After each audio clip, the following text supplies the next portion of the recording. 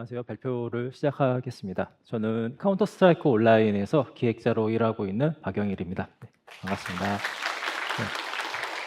오늘 이제 궂은 날씨에도 이렇게 많이 와주셔서 이제 감사드리고요. 오늘 발표는 일단 누구나 들을 수 있는 쉬운 이야기를 해보려고 하고요. 그래서 발표 소개를 좀 드리고 그 좀비 모드라고 하는 것을 모르시는 분들도 계실 거라 좀비 모드에 대한 소개, 그리고 이제 초기에 만들어졌던 무기, 그리고 그 이후에 만들어졌던 무기에 대한 이야기를 하도록 하겠습니다.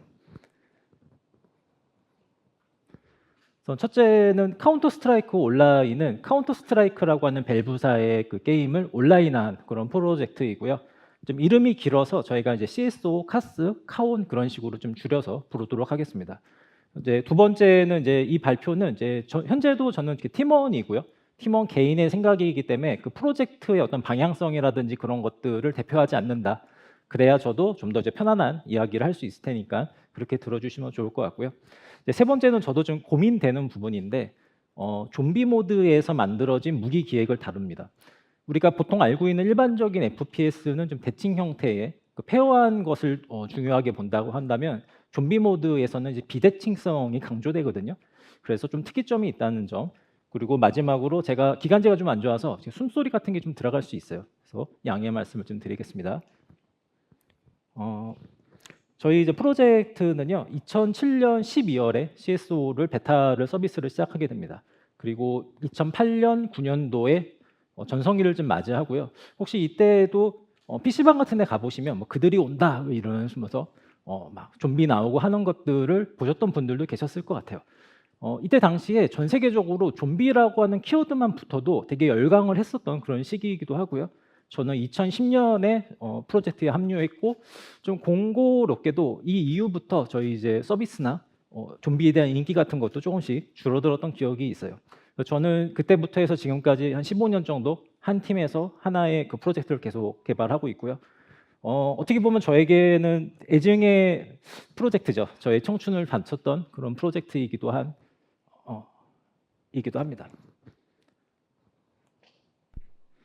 이제 많은 업무들을 진행했는데요. 그 중에서 이제 무기를 왜 선정을 했는가? 생각해 보면요, 슈팅 게임에서 어떤 것을 들고 게임을 하느냐가 가장 중요할 수 있거든요.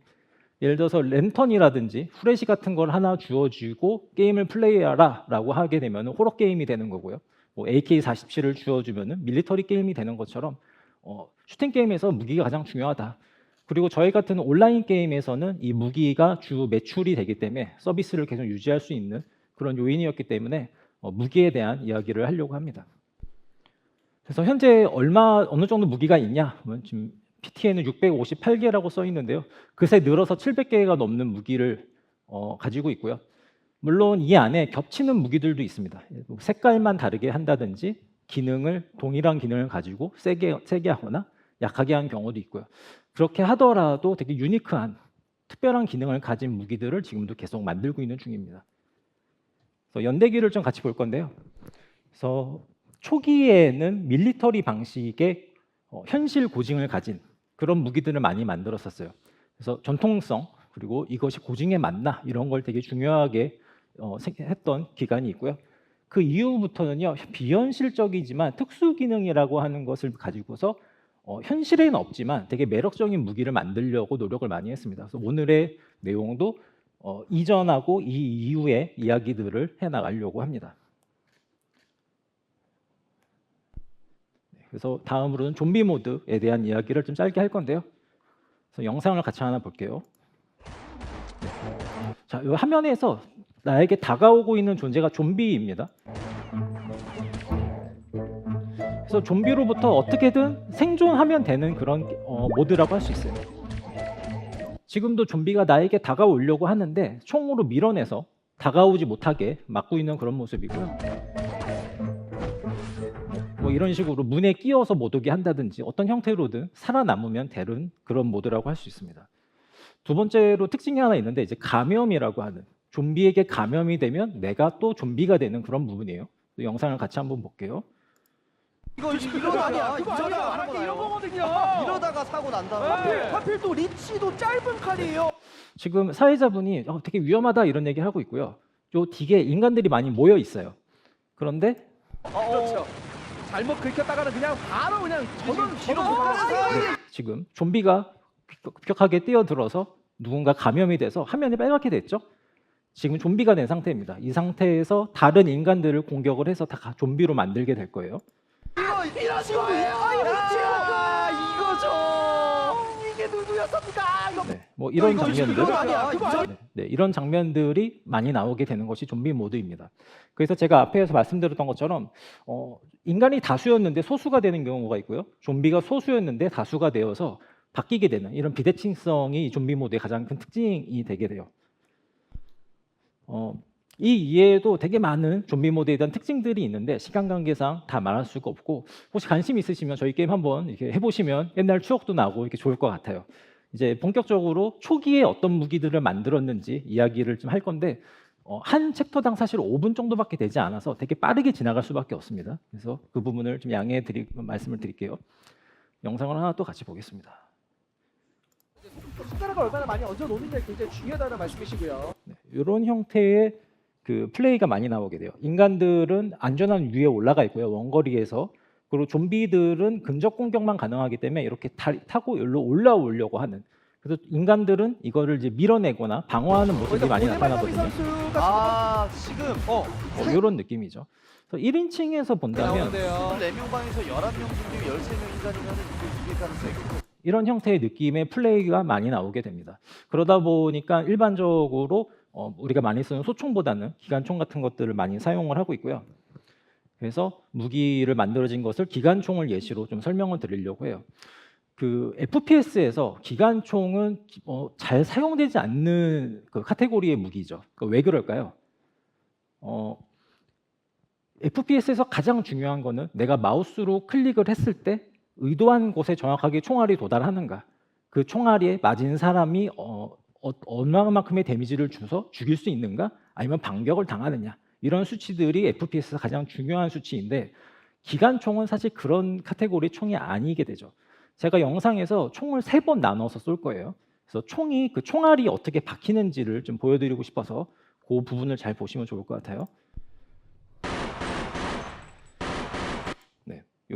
이게 탄착군 보통 총알 박히는 거를 보시면 되겠죠. 지금은 점사로 한 번씩 끊어 쏘고 있는 겁니다. 제가 보시면은 원하는 위치에 정확하게 도달하지 않는 거를 보실 수 있죠. 이제 두 번째로는 마우스를 제가 지그시 누르고 있을 거예요. 눌렀다가 떼는 그런 방식으로 쏠 건데요.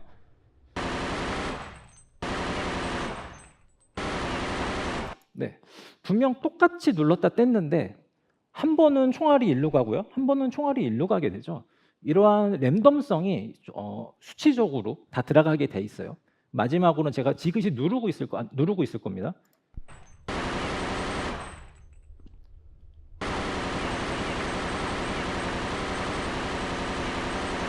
좀 시끄러우시죠? 뭐 이런 식으로 누르고 있게 되면요, 이 총알이 이 범위 안에서 이렇게 스프레드라고 하는 형태로 움직이게 돼요. 이러한 값들을 기획자들이 한 땀 한 땀 만들면서 이 총의 특징을 만들게 되고 유저들은 그거에 익숙해지거나 축달되어서 자기가 원하는 위치에 총알을 꽂게 되는 것이 일반적인 총을 만드는 방식이죠. 어떤 이야기를 사실 하고 싶어서 이걸 보여드렸냐면 여기에 지금 약 4년 동안 9개의 기관총을 만들었습니다. 이렇게 순서대로 만들었고요. 캐시 판매용이었기 때문에요. 제가 이제 MG3라고 하는 거랑 PKM 두 가지를 비교해 보려고 하는데 데미지가 PKM은 좀 줄었을 거고요. 그다음에 제가 화면이 잘 안 보이지만 뭐 명중률 같은 거는 한 10% 정도 올라가고 나머지 수치들은 거의 비슷한 형태의 총기 밸런스가 만들어진 것을 볼 수가 있어요. 근데 곰곰이 생각해 보면 이제 캐시 판매이기 때문에 MG3보다 그 다음 무기가 세야 유저가 강하게 느껴져야 구매를 할 텐데 실제로 한 4년 동안 무기를 만들었을 때 극단적인 수치의 변화를 만들지 못했다라는 것이죠. 어떻게 보면 당연한 일이에요. 기획자들이 무기 수치를 인위적으로 되게 올려서 강한 무기를 만들기 되게 어려웠다는 거죠. 그래서 성능적으로 봤을 때 한 15% 이상의 상향이 일어나면요, 오버스펙이라고 느낄 가능성이 커지고요. 그 아래일 경우에는요, 체감되기가 되게 어려워지는 모습이 나타나게 돼요. 그래서 다음은 사실 이거는 이렇게 어떻게 해야 된다라고 제시할 수 있는 그런 문제는 아닙니다. 뭐 QA 때도 질문이 들어올 것 같긴 한데요. 저도 고민한 결과인데 보통 재테크에서 많이 쓰는 거예요. 72의 법칙이라고 하는 이러한 공식이 있고요. 쉽게 얘기하면 매년 5%씩 성장하게 되면은 2배가 되게 14년이 걸린다라는 얘기입니다. 좀 더 우리가 이해하기 쉽게 이야기하면은 우리 연봉이 매년 5%씩 오르면 14년 후에 연봉이 2배가 되겠죠. 같은 공식으로 15%씩 오른다 그러면요, 5년만 지나면 2배가 되지 않습니까? 15%씩 오르면 좋겠죠, 우리도. 매우 행복할 수 있는, 네, 뭐 20%씩 오르면 더 좋고요. 하지만 사업을 하시는 분이나 또 우리가 만들고 있는 게임을 서비스할 때 인플레이션이 4년 동안 2배씩 오른다라고 하면요, 감당하기 어려울 수도 있어요. 네. 그래서 어떻게 해야 된다라기보다는 저도 무기를 만들거나 수치 작업을 할 때 어떤 프로젝트의 방향성을 가지고 이런 수치들을 얼마씩 올려야 될까를 고민을 많이 했던 시기가 있어서 한번 가져와 봤고요.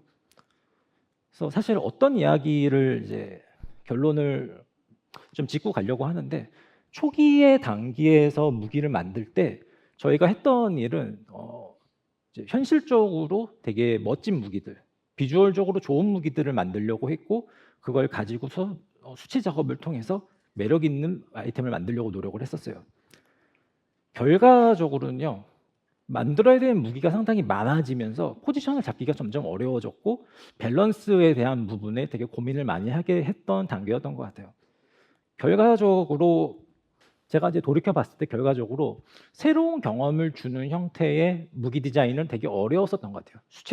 그 수치만 바꾸는 걸로는 한계를 가졌던 것 같고, 물론 현재에는 저희가 좀비 클래식이라고 하는 모드에서 예전에 만들었던 무기를 무기 강화나 이런 시스템이랑 엮어서 다시 각광받고 있는 시기이긴 한데, 이 당시만 해도 앞으로 어떻게 해야 될지를 되게 좀 고민을 많이 했었던 그런 시기가 있었습니다. 네.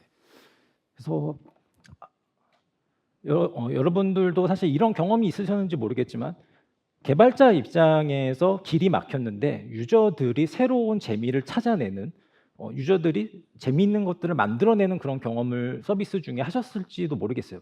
근데 저희도 이런 경험을 하게 되는데, 영상을 하나 같이 볼게요. 또 시간이 지나 기술도 생겼는데요. 좀비에게 경직을 먹이는 동시에 나타나이프를 꺼내어 찌르고 다시 빠져나오는 지침샷이라는 기술도 생겨났습니다. 여러 종류의 네, 뭐 이런 지침샷이라는 것이 나오게 되는데,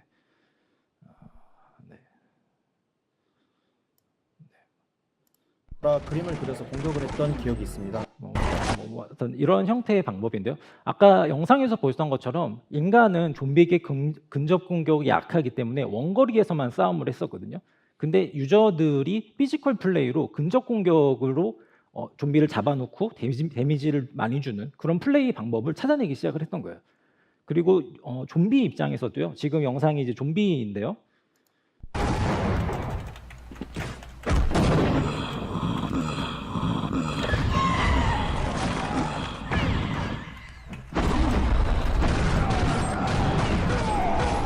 네, 이거 이제 좀비 폭탄을 이용해서 명당을 순식간에 뚫어버리는, 이 좀비 폭탄이라고 아까 바닥에 던졌던 것들이 이런 용도로 만들어진 아이템은 아닌 걸로 알고 있어요. 근데 유저들이 방법을 찾아서 명당을 쉽게 공격하는 것들을 찾게 된 거죠.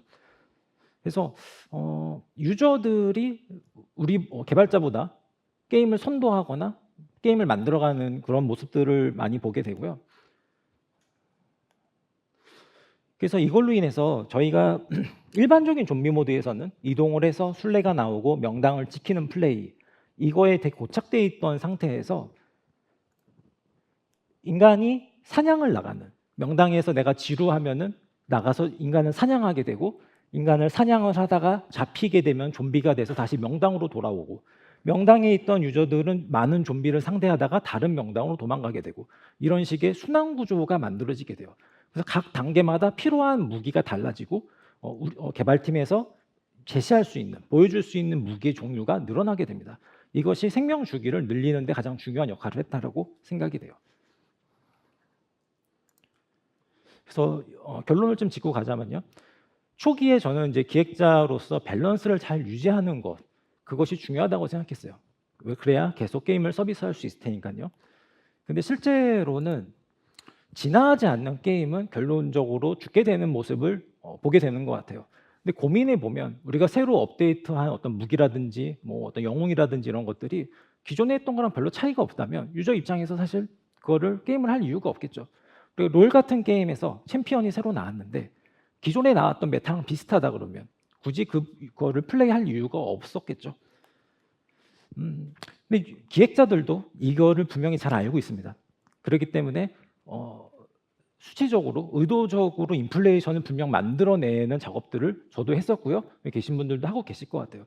좀 뻔한 이야기일 수 있는데 우리가 정말 재미를 위한 그런 질적인 성장을 지금 하고 있는가, 아니면 어쩔 수 없이 그 수치만 올리게 되는 양적인 성장을 하고 있는가에 대해서 고민을 좀 해보셨으면 좋겠고, 저도 사실 같은 실수를 수년 동안 반복했었다라는 말씀을 드리고 싶어요.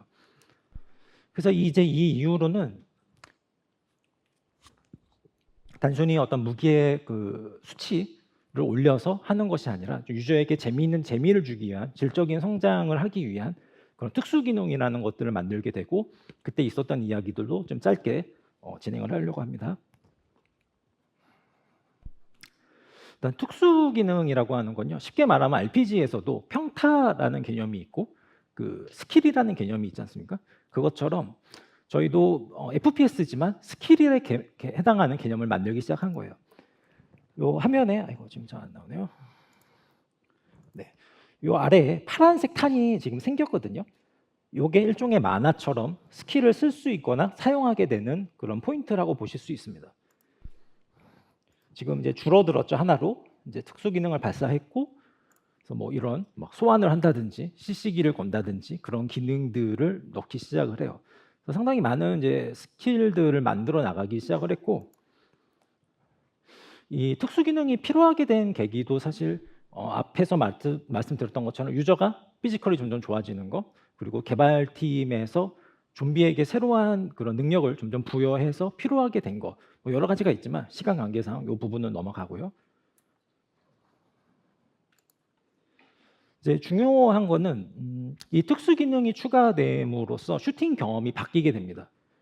그래서 우리가 기본적으로 FPS에서의 슈팅은 시트 스캔 방식이든 뭐 투사체 방식이든 점을 찍는다고 보면 되거든요.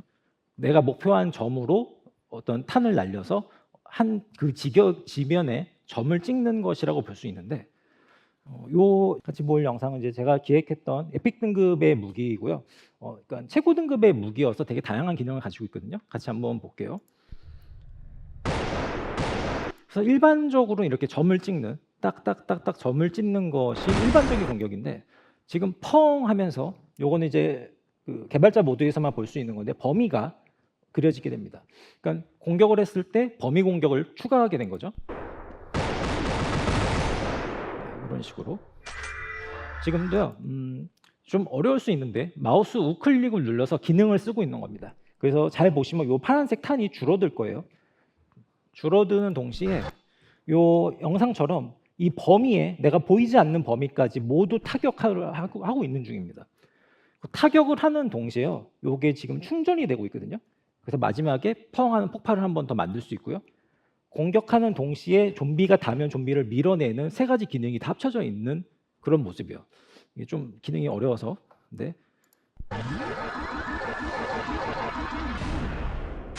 뭐 이런 식의 특수 공격을 하죠. 그래서 이 특수 기능이 들어가게 되면서 단순히 이렇게 점을 찍는 것이 아니라 나와 플레이어와 간의 거리를 잰다든지 이 범위를 타격한다든지 형태로 차원이 넘어가게 되는 거죠. 새로운 차원의 공격들을 점점 하게 되었던 것 같아요. 이게 가능하게 됨으로써 시간이 좀 지나가고 있어서요. 그래서 이것도 결론을 좀 줘볼게요. 그래서 하게 된 일은요, 당시 예전에는 그냥 멋진 무기를 만드는 디자인적으로나 메커니즘으로 좋은 무기를 만들려고 노력했다 그러면, 현재는 디자인보다는 이 무기가 주어졌을 때 유저가 어떤 행동을 할 수 있는가, 유저가 이 무기를 받았을 때 어떤 상상력을 펼칠 수 있는가를 시뮬레이션을 많이 하게 됐고요. 현실적으로는요, 기능이 점차 간편하게 되면서 고효율화가 되게 되었어요.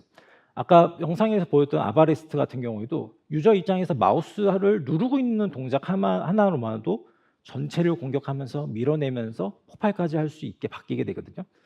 이렇게 됐을 때 개발자의 입장에서 첫째는 개발 비용이 급상승합니다. 아트에서 처리해야 되는 이펙트라든지 프로그래머 입장에서 순간마다 예외 처리해야 되는 것들, 충돌나는 것들을 다 추가하게 되면서 개발 비용이 일단 되게 상승하게 되고요. 또 기획적으로도 어떤 사람이 어떤 상황에서 쓰냐에 따라서 밸런스 차이가 너무 많이 나버리게 돼요. 범위 공격을 하다 보니까 한 명한테 때릴 때랑 10명하고 때렸을 때랑 10배 차이가 나와버리잖아요. 이런 문제들이 이제 발생했었고, 이제 결과적으로 이 기능이라고 특수 기능이라는 것도 12년 동안 이제 만든 거거든요. 그러니까 사실 몇 년 동안 만든 것이 아니라 계속 추가되면서 만들어 오다 보니까 이제 정말 더 이상 어떤 것을 추가할 수 있을까라는 고민까지 가게 되었는데, 저는 현재도 이 일을 하고 있으니까 제가 요즘에 가장 꽂혀 있는 것은 재미있는 무기를 만들어야 된다. 그래서 남은 시간 동안 이제 재미있는 무기를 만들었었던 기억을 같이 공유하려고 하는데 시간이 많지 않아서 좀 더 빠르게 진행할게요. 그래서 이제 제가 이제 기획했던 24년에 만들었던 에픽 등급의 근접 무기고요. 브루나크라고 하는 무기고, 21년도에 출시했던 흑영상부라고 하는 무기가 이미 있는 상태였었어요. 그래서 쉽게 말하면은 흑영상부를 대체할 수 있는 이제 3년 만에 나오는 무기를 만드는 이제 업무를 맡게 된 건데, 이 흑영상부라는 것이 뭐 저희 게임 아시는 분들은 아실 수 있는데 너무 강해요. 그러니까 확 차 있거든요, 육각형이. 네, 더 이상 어디를 늘리거나 줄일 수 없는 정도로 막혀 있어서 고민을 되게 많이 했었던 그런 프로젝트예요. 저도 사실 단순하게 수치를 더 올릴 수도 있었어요, 여기에서.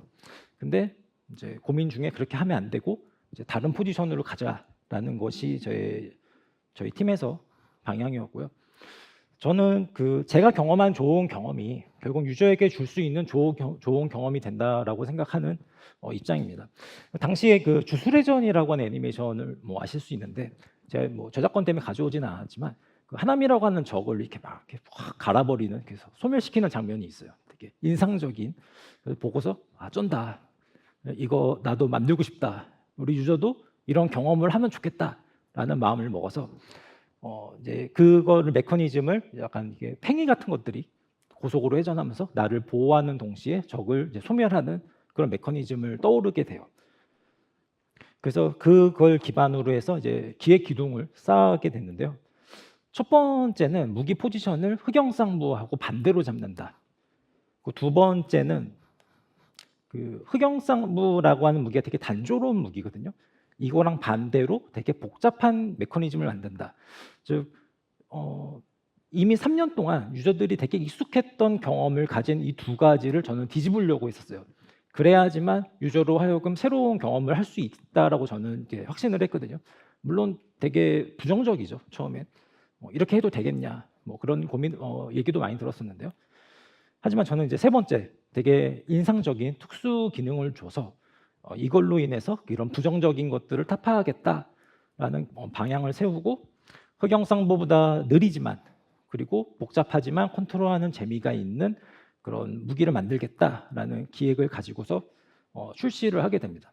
이 만드는 과정도 다 말씀드리면 좋을 것 같은데 시간이 많지 않아서 바로 이제 출시 이후의 결과를 말씀드릴게요. 출시하고 나서 이제 저희가 서비스하고 있는 전 세계에서 유저 동향들을 모이게 되는데, 요거는 실제로 거기서 이제 받은 내용들을 가져온 거예요. 그래서 뭐 강한 건 알겠는데 옛날 게 더 좋다. 그리고 뭐 흑영상보다 했는데 되게 답답해서 못 쓰겠어. 뭐 이런 피드백들이 계속 이제 쏟아졌죠. 이 에픽 등급의 무기라고 하는 게 주요 매출 무기이기 때문에 이런 동향들이 뭐 수십 개, 수백 개씩 떨어지면요, 담당자 입장에서 정말 피말리는 상황에 놓이게 되거든요. 근데 예상했던 결과이긴 해요. 그런 부분들을 줬기 때문에 받아들일 수 있는 부분이라고 저는 생각을 했고요. 그래서 이제 출시 20일 후에 동향이 다시 왔을 때 조작감도 있고 질리지 않고 꽤 재미있다. 그래서 긍정적인 변화로 바뀌게 되고요. 뭐 하여튼 했는데 브루나크가 더 뭐 좋다. 뭐 옛날 얘기하는 유저들보다 이게 더 좋다. 그리고 무기가 이제 사용하기 어려운데 숙달되면 플레이가 재밌다. 뭐 이런 식으로 바뀌게 됐죠. 그래서 제가 의도했던 것처럼 이제 재미있는 무기를 만드는데 저는 이제 성공했다라고 생각을 하고요. 시간이 한 4분 정도 남아서 좀 더 빠르게 말씀을 드려야 될 것 같아요.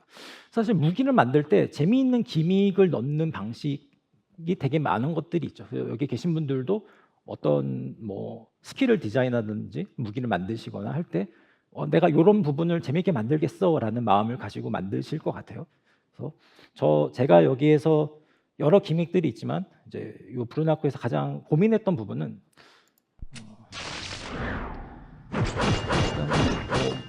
무기 자체는 이런 근접 무기입니다. 그래서 창을 던질 수도 있고요. 그리고 뭐 사실 이 기믹은 앞에서 만들었던 그 아바레스트라고 하는 무기도 제가 만들고 이것도 만들어서 그 기믹을 가져왔던 건데 범위를 똑같이 타격을 하고요. 요 이제 태풍 나가는 것이 아까 주고 싶었던 거대한 팽이가 돈다라는 개념을 만들었는데 여기에서 제가 이제 가장 노렸던 부분이 한 가지가 있어요. 한 가지가 이 특수 공격 회오리가 두 가지 타입으로 되어 있습니다. 그래서 영상으로 보여드릴 건데.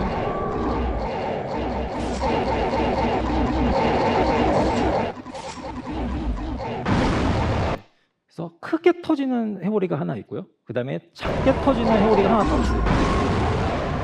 이 두 가지가 똑같은 기믹으로 만들어졌는데 수치만 다르게 만들어서 하나는요 되게 세밀한 조작으로 해서 유저가 원하는 곳으로 원하는 곳만큼 갈 수 있게 만들었고요. 하나는요 내가 아무 생각 없이 그냥 쏘면 무조건 이득이게 만들었습니다. 그래서 유저로 하여금 이제 고민을 하게 되고 상상을 하게 되죠. 내가 어느 순간에 이걸 쓰고 이 다음에 이걸 쓸까? 아니면 이걸 연속으로 2번 쓸까? 이런 고민들을 계속하면서 이 무기를 사용했을 때 펼쳐질 광경 같은 거, 좀비가 이제 맞게 되면 날아가게 되거든요. 그런 것들을 눈앞으로 보이게 하는, 인상될 수 있게 그런 메커니즘을 되게 많이 놓았어요. 그 심리적인 부분들을 상상할 수 있는 것들을. 그리고 이제 한 가지 더는 이제 한계를 돌파하는 거, 뭐 저는 이제 선을 넘는 거라고 말하고 싶은데 이거 만들면서 이펙트 같은 게 엄청 크고 화려하거든요. 그래서 아트팀에서도 이거 너무 크고 너무 화려하다, 색깔을 줄이거나 뭐 감소시켜야 된다 그런 얘기를 많이 의견 들었었고 프로그래머 입장에서도 이게 겹치는 그런 메커니즘이 되게 많아가지고 너무 어렵다 이런 말들을 많이 들었었는데요. 이거를 이겨내야 했죠. 거의 이제 마지막으로 왔는데요. 그래서 누군가는 이제 이런 무기들을 봤을 때 그냥 너희들이 매출을 많이 내기 위해서 오버밸런스를 잡는 거 아니냐라는 이야기도 하실 수 있을 것 같아요. 그냥 강하게 만들면 되는 거 아니야라고 하실 수 있을 텐데 사실 다른 산업에서도 본다면요, 그 패밀리카로 사용하는 자동차가 있고 서킷을 주행하는 차가 있습니다. 이 두 개는 서로 다른 지향점을 가지고 있어요. 저희가 이제 이런 에픽 등급의 무기를 만들 때 선을 넘기 위해서 되게 고민하는 것들이 그런 거죠. 기술을 추가하게 되면 더 많은 비용들이 개발함에도 그것을 추구하기 위해서 계속 고민하는 것들, 그리고 그렇지 않은 편안함을 주행하는 차들인 것처럼 저희도 이제 좀비 클래식이랑 히어로라고 하는 두 가지를 가지고서 조율을 해서 무기를 사용할 수 있게 그렇게 구분을 주고 있거든요. 그래서 이제 정리를 하겠습니다. 사실 이 발표에서 이제 하고 싶었던 거는 어떤 무기를 어떻게 만들었고 이런 이야기를 하려고 했는데요. 시간이 많이 없어서 자르다 보니까 이런 내용이 좀 되었고요. 결론적으로 제가 15년 동안 이 프로젝트를 계속하면서 고민했었던 거는 저는 좀 엄격한 아버지로 이 프로젝트가 잘 되는 마음으로 많이 이렇게 제안을 했었던 것 같아요. 근데 사실 게임의 생애나 인간의 생애를 돌이켜 봤을 때 돌파하기 위해서, 앞으로 나가기 위해서는요, 도전을 하고 용기를 갖고 뭔가 저질러 봐야 변화할 수 있는 것 같아요. 그래서 오늘 여기 많은 분들 오셨는데 각자의 자리에서 좀 돌파하고 도전하고 하는 것들에서 많은 성취를 느꼈으면 하는 마음으로 이제 발표를 마치도록 하겠습니다.